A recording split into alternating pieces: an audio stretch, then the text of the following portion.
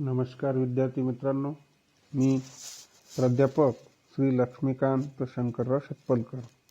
आपण वर्ग 12वी कला या शाखेतील अर्थशास्त्र या विषयातील बाजाराचे प्रकार या प्रकरणातील मक्तेदारीयुक्त स्पर्धेचा अर्थ व वैशिष्ट्ये या घटकावर सविस्तरपणे अभ्यास करणार आहोत.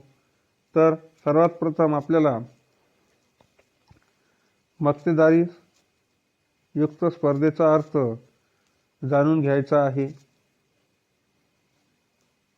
सर्वात प्रथम अर्थ व व्याख्या. प्रत्यक्ष व्यवहारात आढळून येणारा बाजाराचा प्रकार म्हणजे मक्तेदारीयुक्त बाजार होय. यानंतर दुसरी व्याख्या आहे, मक्तेदारीयुक्त स्पर्धा म्हणजे अशी स्पर्धा की ज्यात अनेक विक्रेते अगदी जवळचा पर्याय असलेल्या परंतु पूर्ण पर्याय नसलेल्या वस्तूचे उत्पादन करतात. अशा प्रकारे या ठिकाणी अनेक विक्रेते असतात आणि ते अगदी जवळच्या वस्तूला पर्याय असते परंतु पूर्ण पर्याय नसतात. पर्याय असते परंतु पूर्ण नसतात असंही म्हणायला हरकत नाही. अशा प्रकारे मक्तेदारीयुक्त स्पर्धेची व्याख्या आहे. त्यानंतर मक्तेदारीयुक्त स्पर्धेची वैशिष्ट्ये पाहूया. तर पहिलं वैशिष्ट्य आहे अनेक विक्रेते. आता मक्तेदारीयुक्त स्पर्धेची जर आपण पूर्ण स्पर्धेची तुलना केली तर पूर्ण स्पर्धेपेक्षा मक्तेदारीयुक्त स्पर्धेमध्ये विक्रेत्यांची संख्या कमी असते. त्यामुळेच प्रत्येक विक्रेता हा मक्तेदारीप्रमाणेच वागतो. तो आपल्या किमतीवर नियंत्रण ठेवू शकतो, उत्पादनावर नियंत्रण ठेवू शकतो. कारण पूर्ण स्पर्धेमध्ये विक्रेत्यांची संख्या असंख्य असते. पण यामध्ये आपण जर विचार केला तर आपलं असं लक्षात येते की यामध्ये काही मोजक्याच कंपनी आहे की त्या वस्तूचं उत्पादन करते आणि त्या वस्तू विकत असतात, विक्रीसाठी आणत असतात. त्यांच्या स्पर्धेमध्ये सुद्धा अनेक अशा कंपनी आहे ती त्याच वस्तूचं उत्पादन करते परंतु त्यांची गुणवत्ता आणि यांच्या गुणवत्तेमध्ये तुलना केली जाते आणि त्या दोघांमध्ये स्पर्धा असते आणि ग्राहकांना जी वस्तू चांगली वाटेल ग्राहक ती वस्तू खरेदी करत असतो असंही म्हणायला हरकत नाही. तर अशा प्रकारे मक्तेदारीयुक्त स्पर्धेचं पहिलं वैशिष्ट्य आहे. दुसरं वैशिष्ट्य आहे असंख्य ग्राहक. आता मक्तेदारीयुक्त स्पर्धेमध्ये असंख्य ग्राहक असतात. परिणामी कोणताही ग्राहक वैयक्तिकपणे आपल्या मागणीतून वस्तूच्या किमतीवर बदल घडवून आणू शकत नाही. म्हणजे ग्राहकाची संख्या असंख्य आहे. एखादी व्यक्तीच्या मागणीमुळे वस्तूच्या किमतीमध्ये कुठलाही बदल होऊ शकत नाही. कारण की या बाजारात ग्राहकांची संख्या असंख्य असते. एका व्यक्तीच्या किमतीच्या बदलामुळे कुठलाही परिणाम त्याच्या मागणीवर होत नाही किंवा त्या वस्तूच्या किमतीवर होत नाही. ज्या किमती मक्तेदारीयुक्त स्पर्धेमध्ये विक्रेत्यांनी ठरवून दिलेल्या आहे त्याच किमतीमध्ये ग्राहकांना ती वस्तू खरेदी करावी लागते. एखाद्या ग्राहकाच्या मागणीमुळे वस्तूच्या किमतीमध्ये कुठलाही बदल घडवून येताना दिसून येत नाही असंही म्हणायला हरकत नाही. कारण एकटा व्यक्ती किंवा एक ग्राहकांच्या किमतीमुळे बाजारपेठेवर कुठलाही परिणाम होताना आपल्याला दिसून येत नाही. म्हणजेच मक्तेदारीयुक्त स्पर्धेमध्ये विक्रेता हा आपल्या वस्तूच्या किमतीमध्ये बदल करण्याचा अधिकार फक्त त्यालाच आहे.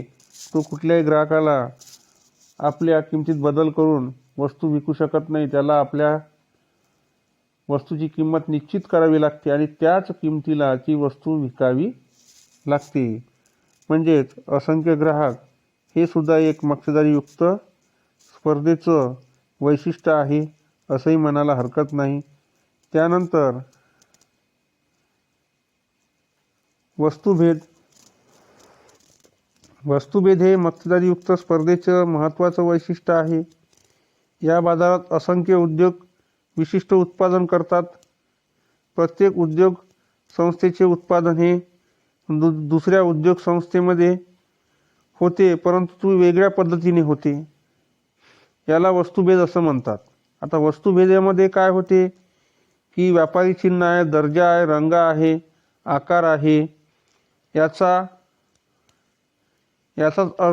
अर्थ असा की प्रत्येक उत्पादन संस्था प्रत्येकाला पर्याय आढळते, परंतु प्रत्येकाच्या वस्तूमध्ये काही ना काही बदल असतो, काही ना काहीतरी बदल आपल्याला दिसून येतो. दर्जा असेल, रंग असेल, क्वालिटी असेल, ही वेगवेगळी दिसून येते. चव वेगळी असेल, त्यानंतर त्याची गुणवत्ता वेगळी असेल.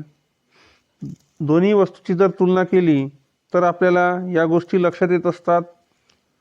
आता आपण वस्तुभेदाच्या मुद्द्यामध्ये जर पाहिलं तर आपल्याला असं लक्षात येईल की यामध्ये एक भ्रमणध्वनी आणि शीतपेयाचं उदाहरण दिलेलं आहे. आज आपण पाहतो की भ्रमणध्वनी म्हणजे मोबाईलचा वापर आज आपल्या देशामध्ये भरपूर प्रमाणात वापर सुरू आहे. आणि यामध्ये आज जास्तीत जास्त बाजारपेठेमध्ये अँड्रॉइड फोनची मागणी आहे.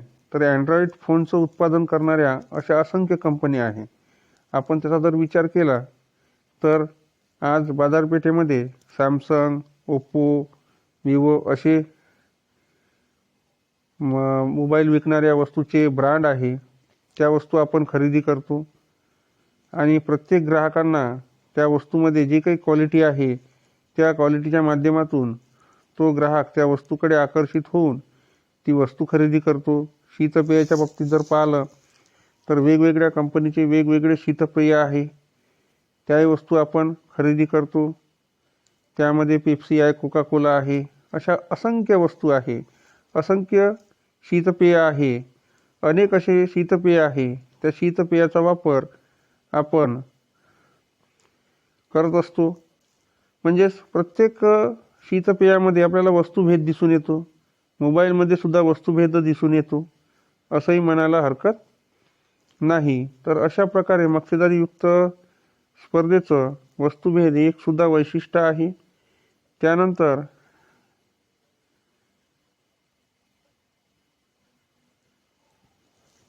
चौथं वैशिष्ट्य आहे मुक्त प्रवेश आणि निर्गमन.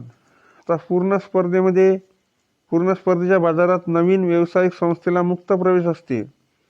त्यांना जर तोटा झाला तर तो कोणत्याही उद्योग संस्था बंद करून स्पर्धेतून बाहेर पडू शकते. काय होते की कधीकधी एखादी कारखाना सुरू होतो आणि सुरू झाला की काही दिवसानं त्या कारखान्यामध्ये किंवा त्या कंपनीला मोठ्या प्रमाणात तोटा सहन करावा लागतो. मग अशा वेळेस मग ती कंपनी तोट्यामध्ये जर चालायला लागली तर अशा वेळेस ती कंपनी स्वतःचं उत्पादन बंद करून स्पर्धेतून बाहेर पडते. उदाहरणार्थ जर आपण पाहिलं तर HMT नावाची जी घड्याळ आहे त्या घड्याळीचं पहिले भरपूर उत्पादन होतं. सुरुवातीला इलेक्ट्रॉनिक वॉच नव्हती किंवा घड्याळ नव्हती. त्यावेळेस चाबी देऊन घड्याळ सुरू व्हायची. अशी पहिली घड्याळ HMT कंपनीने सुरू केली. परंतु काही दिवसात त्या कंपनीला स्पर्धक उपलब्ध झाले आणि स्पर्धक उपलब्ध झाल्यामुळे ही कंपनी बाजारपेठेमध्ये तोट्यामध्ये चालू लागली. मग अशा परिस्थितीमध्ये तो उद्योगधंदा बंद पडला आणि बंद पडल्यामुळे मग त्या उत्पादनाला त्या स्पर्धेतून बाहेर व्हावं लागलं. आज आपण ज्या मोबाईलची गोष्ट करतो, नोकिया कंपनी ज्यांनी मोबाईलची सुरुवात केली, ती कंपनीसुद्धा आज आपल्याला मोबाईलच्या बाबतीत बंद होताना दिसून येते असंही म्हणायला हरकत नाही. म्हणजे कुठल्याही कंपनीला व्यवसाय सुरू करता येते, प्रवेश करता येते आणि बंदही करता येते. तर अशा प्रकारे मक्तेदारीयुक्त स्पर्धेचं चौथं वैशिष्ट्य होतं. त्यानंतर पाचवं वैशिष्ट्य आहे विक्री खर्च.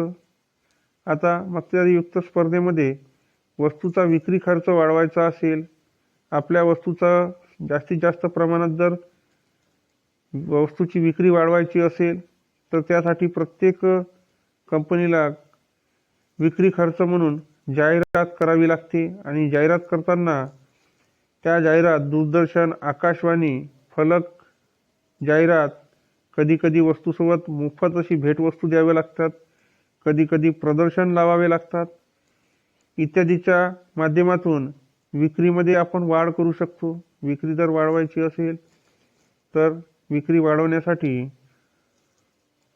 आपल्याला स्पर्धेमध्ये मोठ्या प्रमाणात विक्री खर्च करावा लागतो, जाहिरात करावी लागते. आज आपण प्रत्येक TV चॅनल पाहतो. या TV चॅनलच्या माध्यमातून आपल्याला बऱ्याचशा वस्तूची जाहिरात होताना दिसते आणि या जाहिरातीच्या माध्यमातून आपण त्या वस्तूकडे आकर्षित होतो. कधीकधी जाहिरातीच्या माध्यमातून त्या वस्तूवर भेटवस्तूसुद्धा दाखवल्या जातात की एक साबण घेतलं तर त्यावर एक साबण मोफत मिळेल किंवा एक साबणावर 2 साबणावर एखादी ग्लास असतो. अशा भेटवस्तू देतात, कारण की प्रत्येक उत्पादकाला ग्राहकांना आकर्षित करण्यासाठी आपल्या वस्तूमध्ये काहीतरी गुणवत्ता, क्वालिटी दाखवावी लागते. त्याशिवाय ग्राहक त्या वस्तूकडे आकर्षित होणार नाही आणि आकर्षित जर झालं नाही तर आपल्या वस्तूचा जो काही सेल आहे किंवा विक्री आहे ते वाढणार नाही. म्हणून आज प्रत्येक विक्रेता आपल्या वस्तूची विक्री कशी होईल किंवा आपली वस्तू बाजारपेठेमध्ये कशी विकली जाईल याकरिता जास्तीत जास्त मोठ्या प्रमाणात जाहिरात करताना आपल्याला दिसून येते. असं या मक्तेदारीयुक्त स्पर्धेचं पाचवं वैशिष्ट्य होतं. त्यानंतर जवळचे पर्याय. मक्तेदारीयुक्त स्पर्धेमध्ये प्रत्येक वस्तूला एक जवळचा पर्याय असतो आणि त्या पर्यायाच्या माध्यमातून आपण ती वस्तू खरेदी करतो, कारण आज प्रत्येक ग्राहकाची एकच वस्तू वापरेल असं काही नसते. त्याला विविध कंपन्या आहे, त्या कंपनी विविध कंपन्यांच्या वस्तू वापरू शकतो.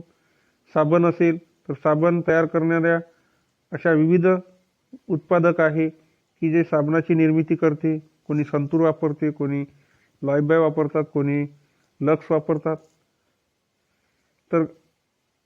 तर कोणी पिअर्स वापरतो. म्हणजे प्रत्येकाची चॉईस वेगवेगळी आहे, त्याला पर्याय आहे.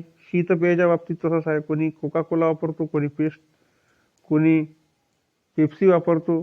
तर अशा बरेचसे शीतपेयाचे उत्पादक आहे की ते शीतपेयाचं उत्पादन करते. स्प्रेड आहे, स्प्राईट आहे, अशा बरेचसे उत्पादक आहे. या उत्पादकाचा वापर करतो. म्हणजे जवळचे पर्याय सुद्धा मक्तेदारीयुक्त स्पर्धेमध्ये आहे असं म्हणायला हरकत नाही.